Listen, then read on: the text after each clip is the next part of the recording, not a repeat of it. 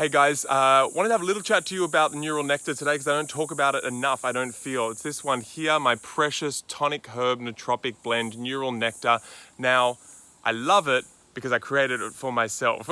I wanted something from the tonic herb kingdom that was going to really allow me to go and get after it those days when I know I'm going to be using a lot of mental energy. I don't want to get mentally exhausted. And also on the other side of things, I want to make sure I get a lot of longevity out of my brain. I want to be like 80, 90, 100 and still be able to rock a conversation, be able to juggle a lot of things. I want to have recall and memory. So I'm trying to, best I can, fortify against that. And I also develop it for my mum just to help her nourishing her brain after her traumatic brain injury.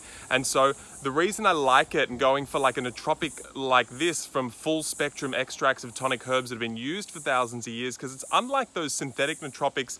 They're pharmaceutical, you know, they're isolated, they're not nourishing the organs, right? And we know from TCM that brain health, or the foundations and possibility for brain health and longevity of all that function, that recall and that wit, that ability to hold a lot of information and process it and juggle it, that accumulates from all the 5 major organs laying down that foundation. So when you use tonic herbs, and yes, these tonic herbs are working directly on the brain, like the lion's mane and the ginkgo leaf and the mucuna, but they're also, because they're just so magic, they're working on all these other organs. And another thing you ought to be understanding is that the actual function of the brain is governed by the kidneys. So we're making sure that we're getting a bunch of Jing kidney nourishing herbs that are at the same time as getting in there, upping circulation through the cerebrum, nourishing all those neural cells to ensure that they can maintain their connections, ensuring that you're nourishing those pathways that are allowing your neuroplasticity to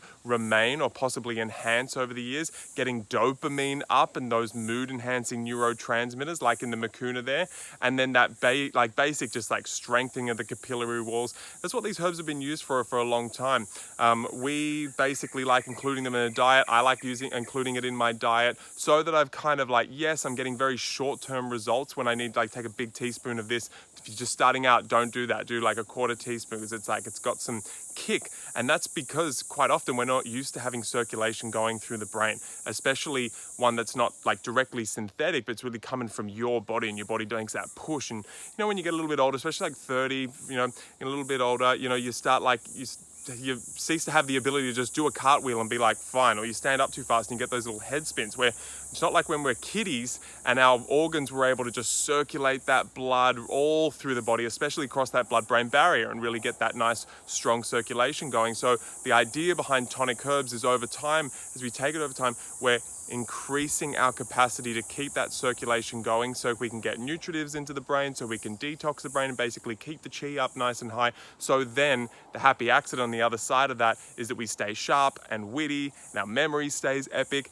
And so I've mentioned those 3 key herbs, the ginkgo, the mucuna, and the lion's mane mushroom, the smart mushroom. I've also got rhodiola in there, amazing for mental stamina, and basic, just a badass adaptogen, getting those kidneys and those organs, get that yang energy in there so your body can actually make the changes it needs to adapt around the stress that's maybe the thing that's really taking you down and giving you brain fog. And so that's important. And then we got white peony in there with a nice yin nourishing kidney herb to drop all the energy down, make sure it's integrated. We've got a body-mind connection going on.